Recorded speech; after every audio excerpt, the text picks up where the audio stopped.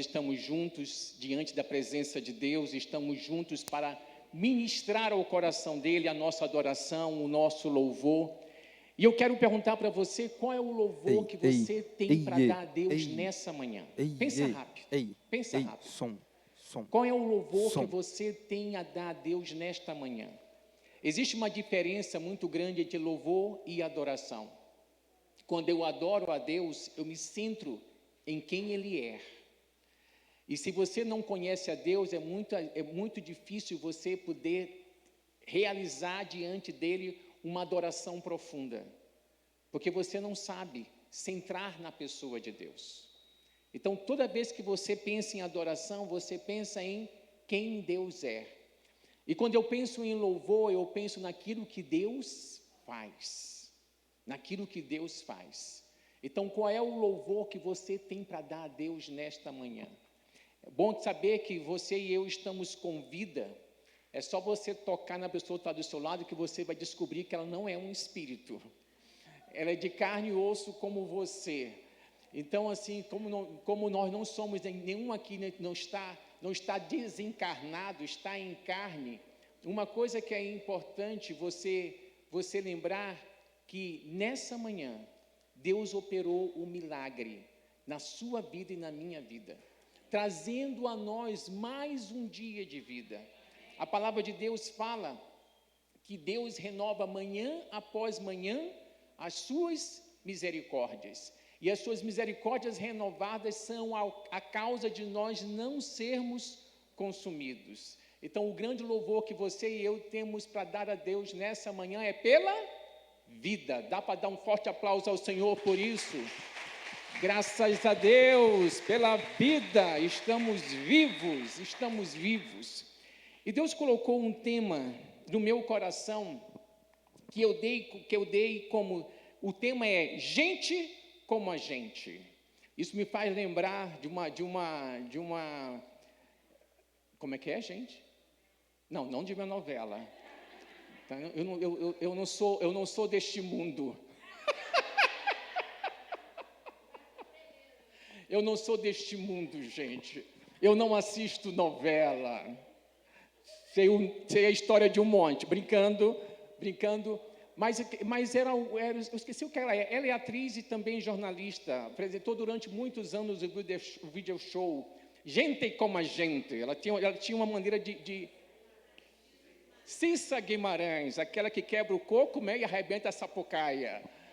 Então, assim, pensando em gente como a gente, eu queria que você pudesse pensar, existe uma música da Bruna Carla, que fala assim, sou humano.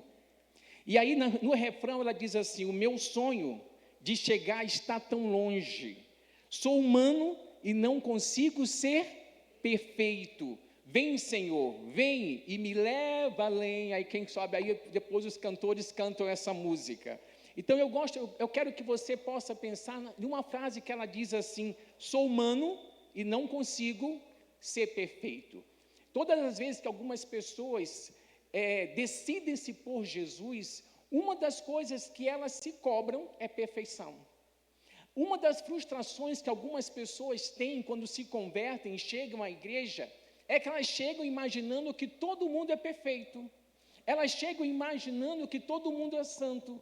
Elas chegam imaginando que as pessoas se converteram, que as pessoas se converteram o coração e converteram a língua. As pessoas pensam que aqueles que chegam na igreja não falam mal dos outros. E aí ela descobre e fala, gente, que povo de língua comprida!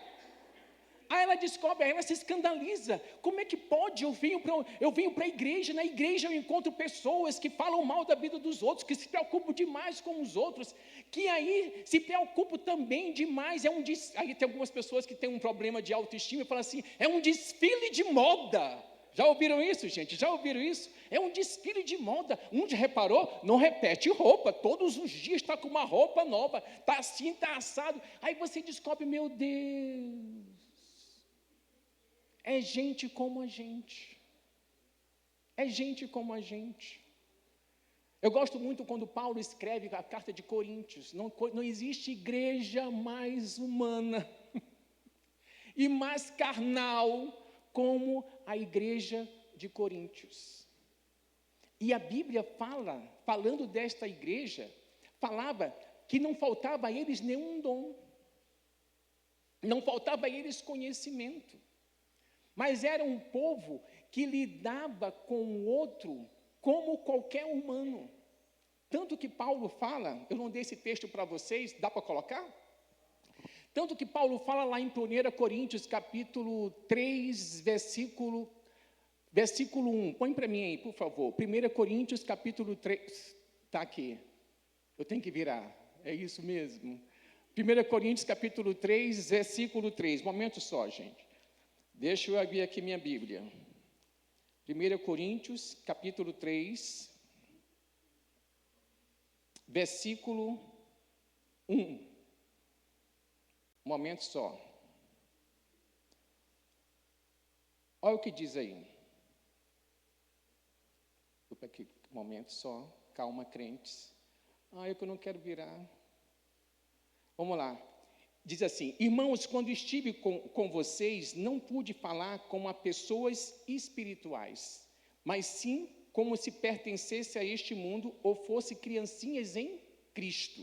Existe uma versão que ele fala assim: eu não pude falar como a espirituais, mas sim como a carnais. Porque havendo entre vós ciúmes e contendas, não é assim que sois carnais e andais segundo o homem? Nessa versão ele diz assim: tive de alimentá-los com leite e não com alimento sólido, pois não estavam aptos para recebê-lo. E ainda não estão, porque ainda são controlados por sua natureza humana. Têm ciúme uns dos outros, discutem e brigam entre si. Acaso isso não mostra que são controlados por sua natureza humana e que vivem como pessoas do mundo? Essa é a igreja de Coríntios. Aí você pode olhar para você e falar: somos nós. E observa que Paulo está falando aqui que essa igreja estava dessa forma porque estava sendo controlada pela sua natureza humana. Fala comigo assim: eu tenho duas naturezas. É uma coisa importante que você tenha esse conhecimento. Nós trazemos em nós a natureza de Deus. A natureza de Deus está em nós pela pessoa do seu Espírito. Existe um homem de Deus que não está mais entre nós, já está com o Senhor há alguns anos. O nome dele era Sy Rogers. Sy Rogers era um pastor americano. Durante muitos anos esse homem trabalhou na área da sexualidade. E ele era um conhecedor profundo desta área. Era um pastor de uma grande igreja em Singapura.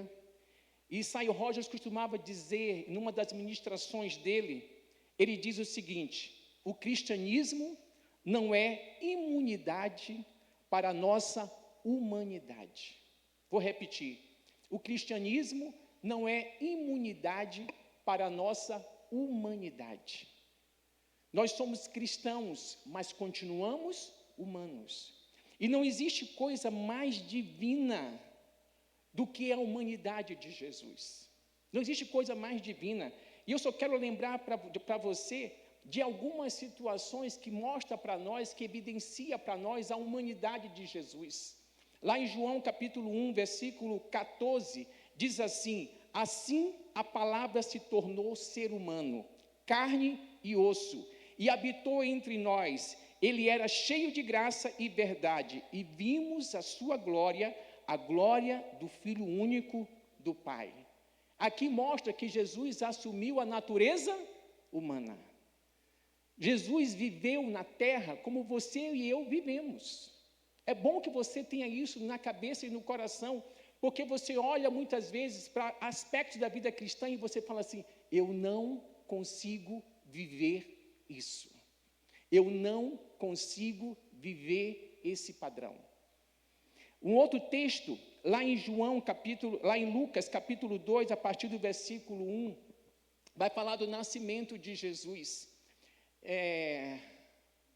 Eu sou uma pessoa mais nova aqui, né? Existem muitas pessoas aqui idosas. Eu sou uma pessoa mais nova, mas eu creio que foi nos anos 80. quantos na Semana Santa, trocentos anos, isso não é tão presente agora, mas há trocentos anos, quando na Semana Santa passavam no cinema Paixão de Cristo, quantos iam para o cinema assistir? Olha, algumas pessoas denunciam a idade, tá? Algumas pessoas denunciam a idade. Algumas pessoas denunciam a idade. Era tradição, gente. Chegava próximo da Semana Santa, um pouquinho antes começava a ser exibido no cinema Paixão de Cristo. E teve um filme da Paixão de Cristo que o produtor era Franco Zeffirelli. Eu não esqueço do escândalo que foi na época esse filme. Sabe por quê? Porque ele foi o primeiro a retratar o nascimento de Jesus, o parto de Maria com dor. Então, isso era inconcebível para a Igreja Católica na época, para os cristãos na época. Que absurdo! Maria teve Jesus com dores. Só que você precisa entender que Deus fala, lá quando o homem cai, lá em Gênesis capítulo 3, Deus fala que a mulher conceberia com dores. As pessoas que são catedráticas em assistir The Chosen, estão assistindo pela 15ª vez, os pastores Paloma e Rodolfo, pela 15ª vez estão assistindo The Chosen, e você, quando assiste The Chosen, você vai ver Maria tendo Jesus com dores. Gosto quando fala assim no versículo, lá no capítulo, em Lucas 2, a partir do versículo 1, diz assim: naqueles dias o imperador Augusto decretou o recenseamento e todo o Império Romano. E esse foi o primeiro recenseamento realizado, quando Quirino era governador da Síria. Todos voltaram à cidade de origem para se registrar. Por ser descendente do rei Davi, José viajou da cidade de Nazaré, da Galiléia, para Belém, na Judéia, terra natal de Davi, levando consigo Maria, sua noiva, que estava grávida. E estando eles ali, chegou a hora de nascer o bebê. Ela deu à luz o seu primeiro filho, um menino. Envolveu-se em faixas de pano, deitou-se numa manjedoura, porque não havia lugar para eles na hospedaria. Jesus nasceu como qualquer bebê. Qualquer bebê. Uma outra coisa importante, lá em João capítulo 4, a partir do versículo 5, diz assim: chegou ao povoado samaritano de Sicar, perto do campo de Jacó, tinha dado ao seu filho José, eu lerei de novo. Chegou ao povoado samaritano de Sicar, perto do campo que Jacó tinha dado ao seu filho José. O poço de Jacó ficava ali. E Jesus, o que, gente? Cansado. Jesus cansado. Ele sentia cansaço como eu e você sentimos. E quando você olha para Jesus, a agenda dele era desesperadora. Jesus não tinha paz, gente. Jesus não tinha paz. Jesus era alguém que, onde ele estava, afluía uma multidão. Ele tinha que se refugiar para poder ter um momento de paz. Sabe, nos dias de hoje, Jesus ia ser muito perseguido pelos paparazzis. Muito perseguido. Muito perseguido. Estaria na boca de todos os influencers. Todos os influencers. Sabe, teria assim não sei quantos mil seguidores. Já imaginou? Todo mundo ia querer ser amigo de Jesus, porque todo mundo ia querer um like. Todo mundo ia querer like, assim, tem que estar perto dele, porque estando perto dele, chama-se a atenção. Então, assim, é importante você saber disso, porque quanto mais próximo você traz Jesus de você, mais você vê que é possível você viver a vida cristã tal qual Jesus viveu. Posso ouvir o seu amém? Amém. Lá no capítulo 11, versículo 35, tem o menor versículo da Bíblia, que é: Jesus chorou. E você sabe qual foi o contexto aqui desse choro de Jesus? Do porquê ele chorou? Pergunta de escola dominical, crentes. Quem sabe o contexto aqui? A morte de Lázaro. A morte de Lázaro. Jesus chorou. Jesus era alguém que esboçava os seus sentimentos. Jesus não foi ensinado, como muitos de nós somos ensinados, a engole choro. Engole choro. Homem não chora. Engole choro. O que é isso? Nós não fomos ensinados, Jesus não foi ensinado, Jesus foi ensinado a colocar para fora as suas emoções, a sentir as perdas e esboçar suas emoções. Lá no texto de Mateus capítulo 2, diz assim: tendo jejuado 40 dias e 40 noites, depois disso teve fome. Jesus experimentou necessidades físicas, fome, sede. Eu posso imaginar depois desses dias como Jesus comeu. Como Jesus comeu. Uma outra coisa importante, lá em Hebreus capítulo 4, versículo 15, quantos aqui são tentados? Levante a mão. Espera aí, gente. Quantos aqui são tentados? Levante a mão. Gente, tem alguns que são santo. Eu acho que nós estamos na atmosfera errada. Tem alguns aqui que não são tentados. Tá? Santo, já está a perfeição. Talvez esteja levado hoje para o céu. Lá em Hebreus capítulo 4, versículo 15, diz assim: nosso sumo sacerdote entende as nossas fraquezas. Quais são as suas fraquezas? Observa aqui. Nosso sumo sacerdote entende as nossas fraquezas, pois enfrentou as mesmas tentações que nós, mas nunca pecou. Eu gosto desse texto, sabe por quê? Esse texto identifica Jesus com as minhas tentações. Um outro filme que marcou a história, creio que era anos 90, A Última Tentação de Cristo. Assistiu todos, né? Quem assistiu A Última Tentação de Cristo? Fui para o cinema assistir A Última Tentação de Cristo. Não, mas esse daí, eu não lembro que passou na TV. Né? Fomos para o cinema assistir A Tentação de Cristo. Eu saí de lá passando mal, mas eu fui lá assistir. A Bíblia fala que Jesus foi tentado nas suas próprias tentações. Imagina. O que tenta você? A Bíblia fala que cada um de nós é tentado pela sua própria cobiça. Você precisa entender e saber quais são os gatilhos. Existem coisas que você fala assim: ai meu Deus, de novo eu fiz isso, de novo eu fiz isso, de novo eu fiz isso. Lembra que Paulo relata em Romanos o dilema que nós temos de querer fazer o bem e não conseguir. Mas o mal que não quer, esse nós fazemos. Nós temos uma luta constante entre a natureza de Deus que está em nós e a natureza humana e a nossa carne. Existe um outro texto que está lá em Mateus capítulo 26, versículo 38, onde ele diz assim: minha alma está profundamente triste a ponto de morrer, disse ele. Fiquem aqui e vigiem comigo. Ele sentiu o que aqui, gente? Uma angústia profunda. Profunda. E uma coisa que você não pode deixar de saber, de ter conhecimento e de trazer isso no seu coração. Jesus é o exemplo a ser seguido. Aí você pensa assim: mas ele era Jesus.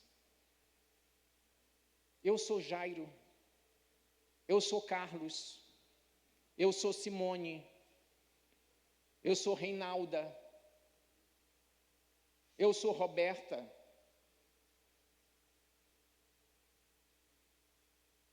Mas Jesus é o exemplo a ser seguido. E eu quero que você abra a sua Bíblia lá em 1 Pedro, capítulo 2, versículo 21, diz assim: porque Deus os chamou para fazerem o bem, mesmo que isso resulte em sofrimento, pois Cristo sofreu por vocês. Ele é o que, gente? Ele é um exemplo. Sigam, ele é o seu exemplo. Sigam os seus passos. Sigam os seus passos. E Jesus, ele foi um homem cheio do Espírito. Essa é a diferença. O que torna possível nós vivermos como Jesus viveu é se eu e você nos tornarmos homens e mulheres cheias do Espírito. Cheios do Espírito. Olha o que diz Atos 10, 38. Sabem também que Deus ungiu Jesus de Nazaré com o Espírito Santo e com poder. Então Jesus foi por toda parte, fazendo bem e curando todos os oprimidos pelo diabo, porque Deus estava com ele. Deus ungiu Jesus com que, gente? Com o Espírito Santo. Põe a mão na sua cabeça e fala assim comigo: esta unção está sobre a minha vida. Uma coisa que você precisa entender é que essa unção que estava sobre Jesus está sobre nós. E é uma coisa que você e eu precisamos pedir todos os dias, que Deus nos encha com o Espírito Santo, todos os dias, todos os dias. Aquele interruptor, se você o desligar agora, ele vai interromper a energia elétrica que chega até essa lâmpada. O pecado faz isso. O pecado, ele causa uma interrupção naquilo que nós estamos vivendo de plenitude do Espírito Santo. Então, para que eu possa desobstruir o que obstruiu a minha comunhão com Deus, eu preciso confessar a Deus o meu pecado, entregar o controle da minha vida novamente a Ele e pedir que Ele me encha com o seu Espírito. Isso tem que ser diário e contínuo. Diário e contínuo. E muitos de nós não vivemos isso porque não sabemos muitas vezes como andar no Espírito. De maneira simples. É isso que eu expliquei para vocês agora, como andar no Espírito. Lá em Tiago, capítulo 5, versículo 17 e 18, Tiago, falando de Elias, ele diz assim: Elias era humano como nós. Gosto desse texto. Elias era humano como nós. E, no entanto, quando orou insistentemente para que não caísse chuva, não choveu durante 3 anos e meio. Então ele orou outra vez e o céu enviou chuva e a terra começou a produzir as suas colheitas. Só que Tiago começa falando de Elias aqui, dizendo que Elias era humano como nós. Existe uma outra versão que diz assim, que Elias era um homem sujeito às mesmas paixões que nós. Existe uma outra versão que fala que Elias era sujeito aos mesmos sentimentos que nós. Esse era o poderoso profeta Elias. Quando Elias surge no cenário de Israel, Elias surge como o cara. É assim que Elias surge. Olha o que diz lá em 1 Reis, capítulo 17, versículo 1. Diz assim: Elias, que era de Tisbe, em Gileade, disse ao rei Acabe: escuta como este homem fala com o rei. Tão certo como vive o Senhor, o Deus de Israel, a quem sirvo, não haverá orvalho nem chuva durante os próximos anos, até que eu ordene. Não era até que Deus ordene, até que eu ordene. Era o poderoso. Elias era o poderoso. Era como se Elias tivesse pego uma chave, não chove agora, tá? Vai demorar um tempinho para chover. Nem orvalho tinha. Elias surge como esse homem poderoso. E aí você vai no decorrer da história, você vai ver como é que Deus cuida de Elias, já que tinha uma escassez de comida, já que a partir do momento Elias se tornou uma pessoa não grata para o rei Acabe, Elias começou a sofrer perseguição de Acabe, a ser perseguido por Acabe. Acabe queria matar Elias, Acabe e Jezabel, isso. E aí Elias foge, Deus manda assim, vai para o ribeiro de Querite. Lá você vai ter água e eu vou mandar um corvo para todos os dias te levar pão e carne. E assim ia. Imagina você sendo alimentado por um corvo. E se você for ler o texto, dar uma leitura corrida, parece que Elias só tinha uma refeição. O restante era água. E aí, seca-se a água, acaba-se a água porque não chovia. Deus fala assim para ele, eu enviei uma viúva, eu ordenei uma viúva que te sustente. Uma viúva na época, gente, era símbolo de uma pessoa desamparada. E Deus manda Elias para a casa da viúva de Sarepta para que ela pudesse sustentá-lo. Ele chega lá, chama a viúva e ela fala assim mesmo, por favor, me arranje um copo d'água. Um momento só, mas faz o seguinte, traz um bocado de comida para mim. Eu falei, não tem não, senhor. O que eu tenho é só para mim e para o meu filho. Eu vou fazer a comida e vou comer esse pouco e vou morrer, porque não temos mais nada. Ele assim, faz o que você falou. Você vai, faz essa comida para você e para o seu filho e faz um pouco para mim. Porque Deus diz que o azeite e a farinha não vão acabar. E diz a Bíblia que esta mulher, Elias e o seu filho, comeram durante muitos dias, porque o azeite e a farinha se multiplicavam. Fala comigo assim, no meio da escassez, Deus pode fazer o meu pouco prosperar. Você precisa ter a convicção disso. Aí o que acontece logo depois disso? O filho daquela viúva morre. Aquela viúva olha para Elias e diz assim, o que você vai fazer aqui, homem de Deus? Trazer o meu pecado à tona. Elias pega aquele menino, leva para um quarto e começa a suplicar pela vida daquele menino. Até Deus trazer novamente aquele garoto à vida. Ele entrega aquele garoto ressurreto para sua mãe, ela vira para Elias e fala assim, agora eu vejo que tu és servo de Deus, e que a palavra de Deus é verdadeira na sua boca. Assim, espera lá. Agora que ela foi ver que Elias era quem lhe disse ser um homem de Deus.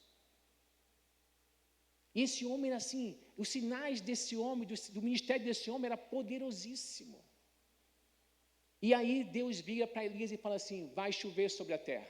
Fala para Acabe que eu vou trazer água sobre a terra. E aí Elias fala para Acabe sobre isso, só que Elias resolve confrontar os profetas de Baal. Porque Israel naquela época estava vivendo de maneira idólatra. Quem era o Deus de Israel naquela época de Acabe e Jezabel? Baal. E ele falou assim para os 450 profetas, vamos sacrificar os nossos deuses. Aquele que responder com fogo, esse é o Deus verdadeiro. E aí Deus responde a Elias e derrama fogo. O fogo não apenas consome o sacrifício, como lambe toda a água que foi derramada sobre o sacrifício, como se fosse gasolina. E aí o povo começou, que o Deus de Elias era o Deus verdadeiro. Elias pega os 450 profetas de Baal e sacrifica. E aí fala assim, que cara fantástico. Que cara fantástico. Até então esse homem é inatingível, sim ou não? Até então esse homem é inatingível. Quando chega em 1 Reis capítulo 19, aí você vai encontrar uma paraibana aqui. Estou brincando. Né, porque costumam dizer que paraibana é mulher macho, sim senhor. Né? Aqui nós vamos encontrar uma mulher que faz Elias sair correndo. Lá em 1 Reis, capítulo 19, a partir do versículo 1, diz assim: Acabe contou a Jezabel tudo o que Elias havia feito. Se você for ler a história de Acabe com Jezabel, Jezabel não parecia ser a mulher de Acabe. Jezabel parecia ser a mãe de Acabe. Tu observa que tem uma hora que um cara não cede para ele uma terra que ele queria, ele vai lá: Jezabel, fulano de tal não quis me dar a terra. Não quis dar? Vou lá, vou acabar com ele, vou dar a terra para você. Jezabel era assim. Jezabel era Odete Roitman.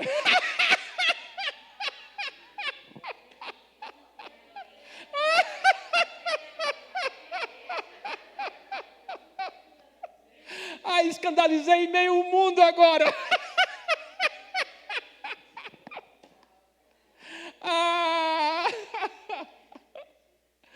Ai, eu não perco a piada, tá, gente? Ai, Acabe contou a Jezabel tudo o que Elias havia feito, incluindo o modo como havia matado todos os profetas de Baal. Olha a atitude da rainha, a atitude de Jezabel. Por isso, Jezabel enviou esta mensagem a Elias: que os deuses me castiguem severamente, se até amanhã, nesta hora, eu não fizer a você o que você fez aos profetas de Baal. Aí o que diz logo em seguida que Elias fez o quê? Vem, Jezabel, vem! Eu sou poderoso, eu matei os 450 profetas de Baal, eu fiz isso e eu fiz aquilo. Foi isso que Elias fez? Elias estufou o peito? Não, Elias saiu correndo, diz a Bíblia aqui. Elias teve medo e fugiu para salvar a vida. Foi para Beceba, uma cidade em Judá, e ali deixou o seu servo. Depois foi sozinho para o deserto, caminhando o dia todo. Sentou-se debaixo de um pé de gesta e orou, pedindo para viver, para morrer. Já basta, Senhor, disse ele, tira a minha vida, pois não sou melhor do que os meus antepassados que já morreram. Então ele se deitou debaixo do pé de gesta e dormiu. Enquanto dormia, um anjo tocou e disse: levante-se e coma. Elias olhou ao redor e viu perto da sua cabeça um pão assado sobre pedras quentes e um jarro de água. Ele comeu e bebeu e deitou novamente. O anjo do Senhor voltou, tocou mais uma vez nele e disse: levante-se e coma um pouco mais, do contrário, não aguentará a viagem que tem pela frente. Elias se levantou, comeu e bebeu, e o alimento lhe deu forças para uma jornada de 40 dias e 40 noites. Eu quero um pão desse, tá? Uma jornada de 40 dias e 40 noites, até o Monte Sinai, o monte de Deus. Ali encontrou uma caverna onde passou a noite. Então o Senhor lhe disse: o que você faz aqui, Elias? Ele respondeu: tenho servido com zelo o Senhor, o Deus dos exércitos. Contudo, os israelitas quebraram aliança comigo, derrubaram os teus altares e mataram todos os teus profetas. Sou o único que restou e agora também procuram matar-me. Deixa eu perguntar uma coisa para você, você que sabe dessa história. Tudo que Elias falou para Deus é verdade? Elias estava só? Só ele era o único que não tinha dobrado o joelho para Baal? Mas ele estava trilhando uma jornada solitária.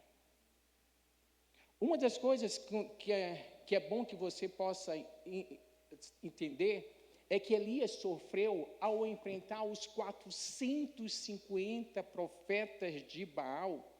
Isso exigiu dele uma intensidade emocional enorme. Uma intensidade emocional enorme é ótimo, né, gente? Uma intensidade emocional, fé, coragem, energia mental. Após tal ápice, o corpo e a mente entraram em colapso. Algo que nos dias de hoje é chamado de burnout. Foi isso que Elias teve. Um esgotamento espiritual e emocional. Ele colapsou. Uma outra coisa também que aconteceu com Elias, a frustração pós-vitória. O que Elias esperava, gente? Ele matou os 450 profetas de Baal. Deus respondeu com o povo. Deus respondeu com fogo. O povo começou a gritar: só o Senhor é Deus, só o Senhor é Deus, só o Senhor é Deus. Elias esperava que a influência de Jezabel caísse. Elias esperava que aquilo lá destronasse, acabasse com todo o poder que aquela mulher tinha. E de repente, aquela mulher se posta de maneira poderosa e fala assim: vou te matar. O que você fez contra os profetas, os meus profetas, eu vou acabar com você. A frustração pós-vitória. A vitória sobre os profetas de Baal não acabou com a influência de Jezabel. Ela decidiu matá-lo. Uma outra coisa importante que você vê aqui, muitas vezes a vitória, escuta isso, crentes, muitas vezes a vitória externa não resolve o conflito interno. Quem vê muitas vezes você vencendo, não sabe os conflitos que você vive. Não sabe o drama que você vive entre ser e não ser. Conheço um homem, lido com um homem, profissionalmente de muito êxito. Mas ele descobriu há pouco tempo. Conheceu uma faceta dele que para ele foi amedrontadora. Existe um livro que eu aconselho homens e mulheres a lerem. O Impostor que Vive em Mim. Esse impostor muitas vezes é o seu sabotador. É aquele que tira de você oportunidades que você imagina assim.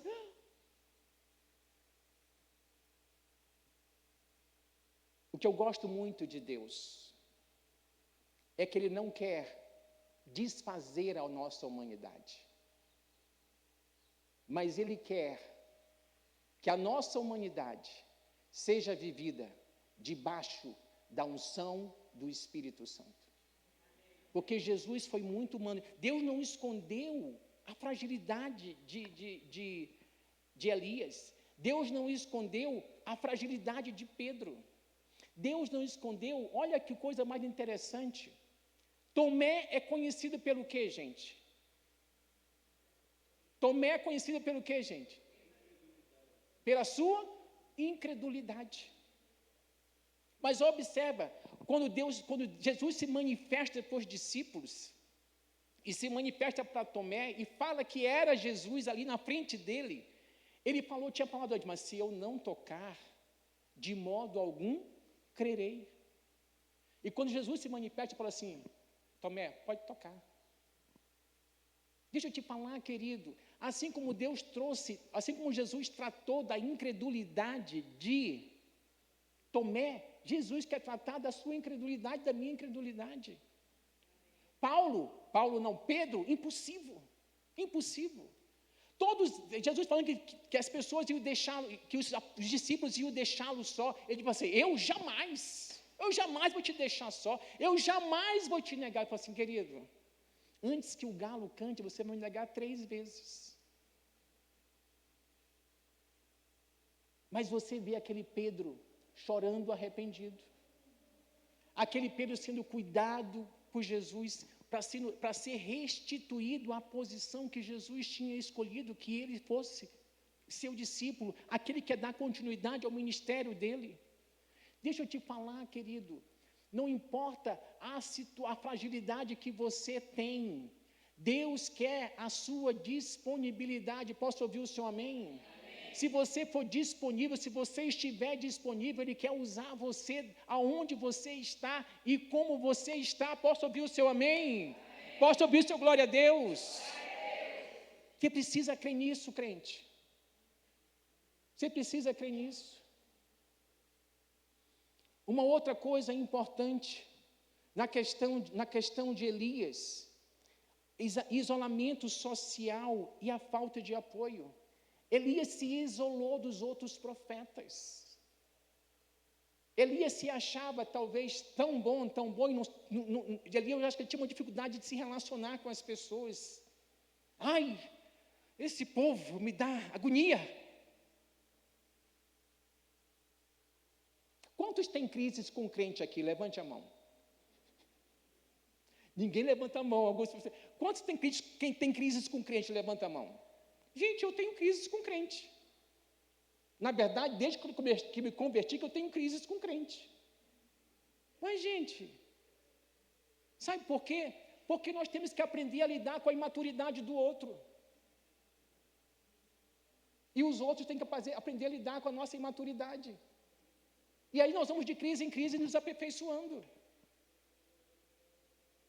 Mas tem horas que eu falo assim, meu Deus, de onde esse povo tirou isso?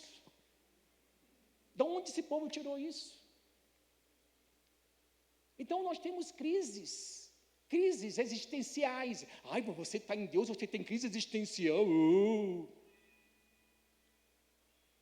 Se você não tiver, levante a mão.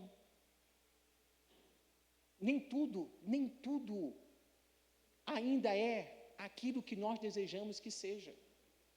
Mas o importante é nos mantermos em Deus. E Ele vai nos levar até onde ele disse que nós vamos chegar. Essa percepção de estar sozinho, quando for no caso de Elias, que ele vira para Deus e fala assim, tenho servido com zelo o Senhor, o Deus dos exércitos, contudo os israelitas quebraram a aliança contigo, derrubaram os teus altares e mataram os teus profetas, sou o único que restou. Essa percepção de estar sozinho aumenta contra tudo e todos o aumento do peso emocional. Mesmo que fosse uma percepção, mesmo que se fosse uma percepção distorcida, o sentimento de solidão é real e devasta a psique. Não tem alguém que você sabe que você pode repartir a sua dor. Não tem alguém que você sabe que pode ser o seu apoio. Não tem alguém que você sabe que você pode tirar a roupa, se desnudar e ser você, na verdade, quem você é diante dos olhos das pessoas. Deixa eu te falar uma coisa. Eu assisti uma reportagem do Bonovox, que ele fez ao Bial, e eu acho interessante que ele diz assim, sobre a questão de uso de máscaras. Ele fala assim, eu sempre usei máscaras, mas não gosto, porque as máscaras, às vezes, arranham o rosto. E sabe aonde que ele consegue aonde ele consegue ficar muito à vontade? No meio do público. Ele consegue ser muito ele nesse momento. Aonde você consegue ser você? Com quem você consegue ser você?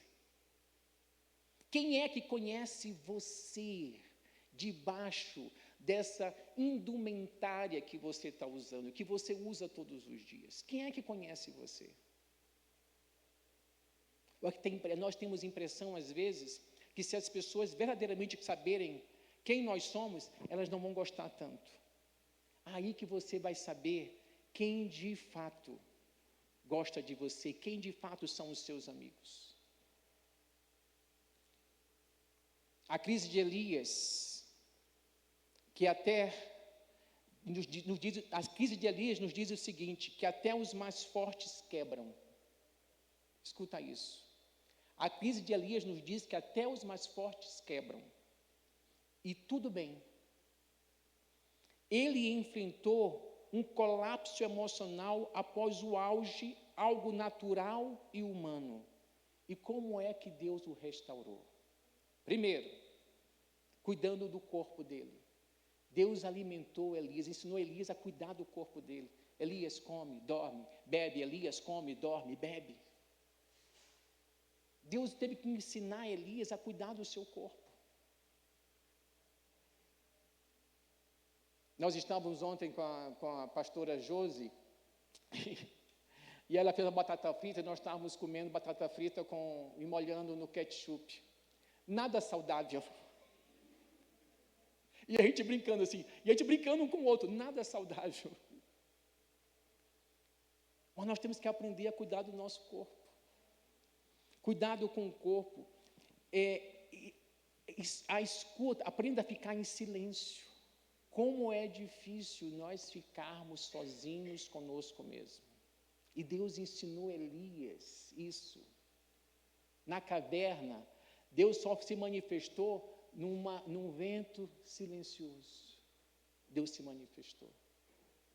Aprenda a ter a sua companhia como água agradável. Existe um psiquiatra, Augusto Cury. Ele fez várias lives na época da pandemia. E uma das coisas que ele mais fala, este homem, aprenda a ter um caso de amor com você. Não é para casar com você, como alguns estão fazendo, tá, gente? Não é isso. Mas aprenda a ter um caso de amor com você. Tem pessoas que não conseguem, não sabem, não conseguem lidar com as suas, não conseguem estar sozinhas. A sua companhia não é boa.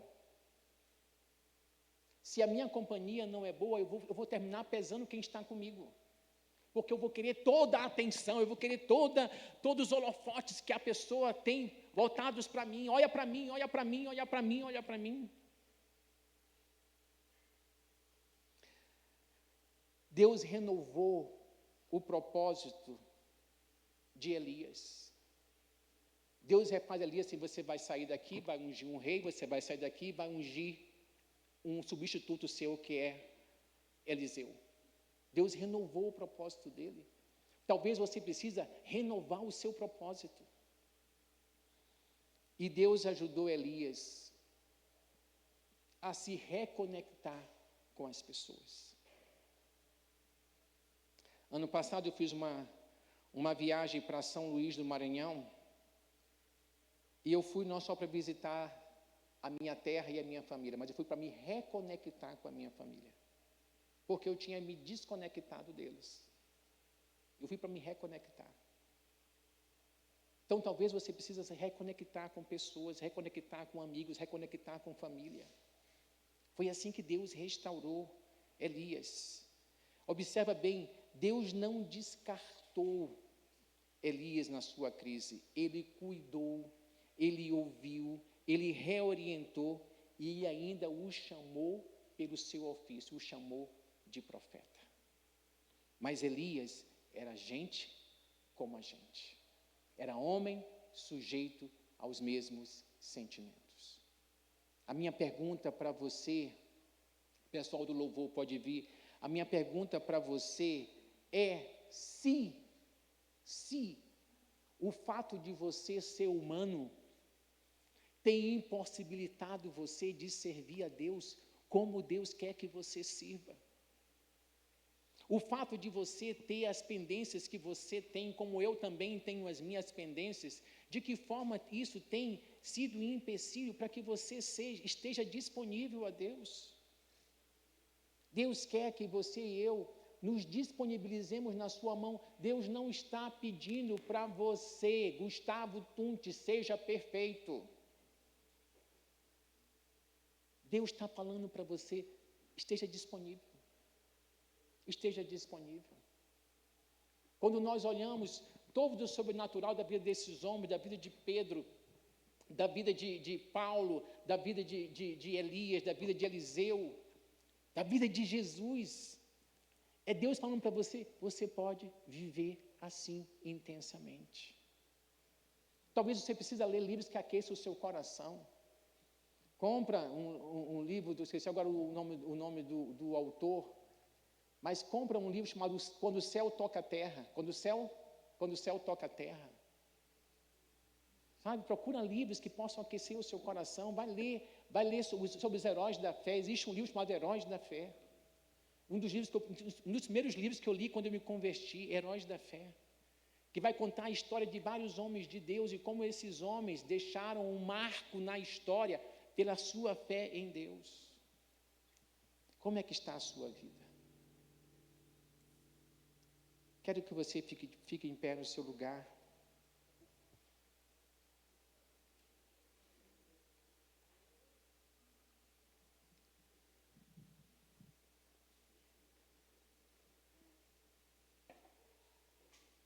Quero orar com você.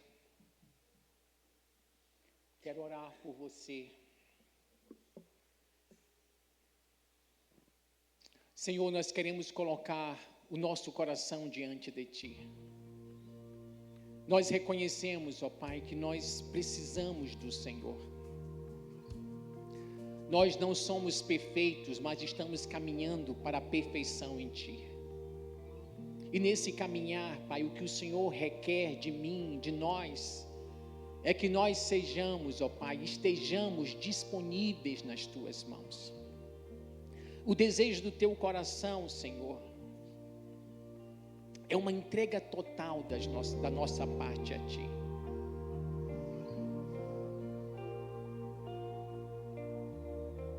Querido, se você reconhece que você precisa fazer uma entrega total da sua vida a Deus, venha até aqui à frente, eu quero orar por você.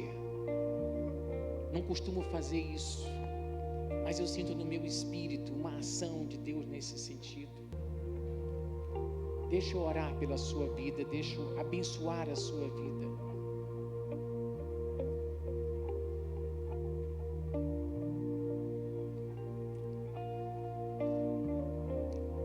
Amém, amém. Chega mais próximo. Pastora Ana, me ajuda a orar aqui. Senhor, em nome de Jesus, Pai, eu quero abençoar as vidas dos meus irmãos. Neste momento, Senhor, esse sinal de vir até aqui, eles estão sinalizando, Pai, uma entrega total ao Senhor. O Senhor sabe quais são os aspectos das suas vidas, Pai, que precisa, Senhor, ser colocado diante do Senhor, ser entregue diante de Ti. Oh, Espírito Santo de Deus, Espírito Santo de Deus, manifesta o Teu poder, manifesta o Teu poder.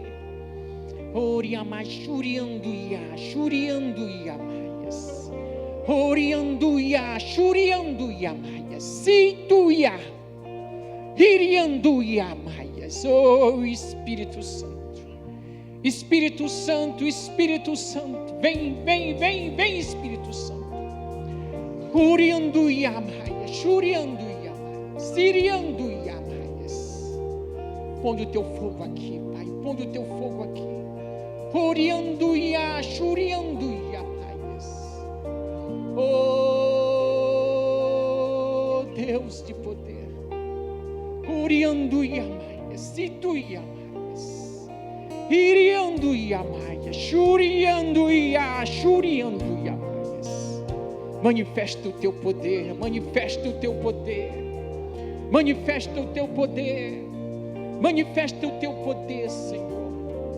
Oh, Espírito Santo, Espírito Santo, Espírito Santo, Espírito Santo, escreve uma história nova, Senhor, a partir deste momento. Orianduia, Shurianduia Maias, enche a alma da minha irmã com a Tua presença. Enche a alma da minha irmã com a Tua presença, Pai. Enche a alma da minha irmã com a Tua presença. Orianduia Maias, Situia Maias, Situia Maias, Shuricanduia Maias. Orem assim comigo. Senhor Jesus, eu entrego a minha vida ao Senhor. Seja o Senhor absoluto sobre a minha vida. Eu entrego o meu coração nas Tuas mãos. Faça em mim a Tua vontade, no nome de Jesus. Podemos dar uma forte salva de palmas ao Senhor? Amém. Pode voltar para o seu lugar, vamos adorar o Senhor.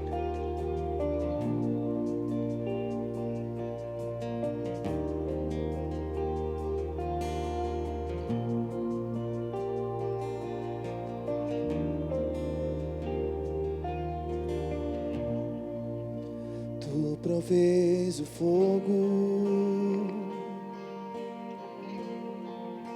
e eu sacrifício sou. Tu provês o Espírito, eu me abro por inteiro. Enche-me, Deus, enche-me, Deus, enche-me, Deus, enche-me, enche-me, Deus, enche-me, Deus, enche-me, Deus, enche-me. Tu provês o fogo e eu sacrifício. Onde estão aqueles que providenciam o sacrifício? Tu provês o Espírito e aqueles que se abrem por inteiro. Eu me abro por inteiro. Enche-me, Deus, enche-me, Deus, enche-me, Deus, enche-me, enche-me, Deus. Vai clamando, vai clamando.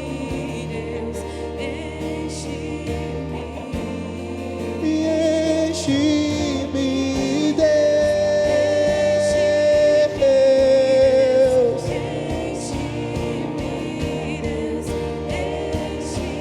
Levante as mãos e clame. Enche-me, Deus.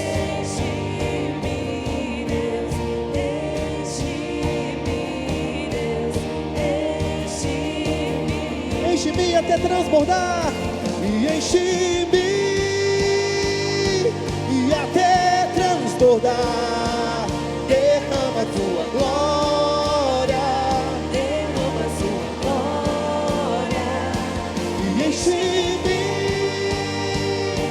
e até transbordar. Vamos juntos, vamos juntos. Derrama a sua glória, derrama a sua glória. E enche-me e até transbordar. Derrama a sua glória, derrama a sua glória. E enche-me e até transbordar. Derrama a sua glória, derrama a sua glória. Enche-me, Deus.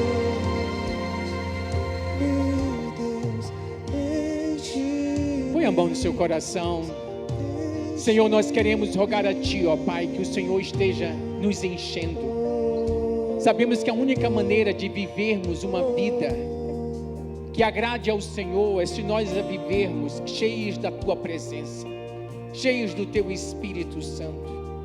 E nós queremos rogar a Ti, Espírito Santo, que o Senhor esteja nos enchendo com a Tua presença, glorificando, exaltando assim o Teu próprio nome. O Senhor veio, o Espírito Santo, para colocar o nome de Jesus bem alto. E nós reconhecemos que nós não podemos fazer isso por nós mesmos. Mas por isso, Espírito Santo, nós entregamos a nossa vida a Ti. Por isso, Espírito Santo, nós rogamos ao Senhor que nos encha com a Tua presença. Nos faça transbordar do Senhor. E que tudo isso possa levar o nome de Jesus a ser honrado, glorificado e engrandecido, Pai. Nós rogamos assim pela ação do Senhor. Rogamos assim pela ação do Senhor. Que a graça do nosso Senhor Jesus Cristo, o amor de Deus Pai, a comunhão e consolação do Espírito Santo seja com todos nós.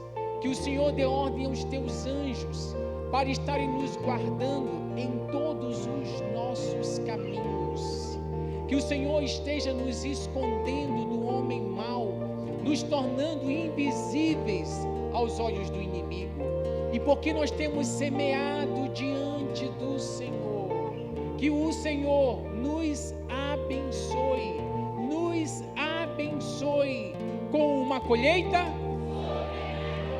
Tá fraco, gente, não ouvi não. Com uma colheita. Que seja assim, que seja assim, que seja assim.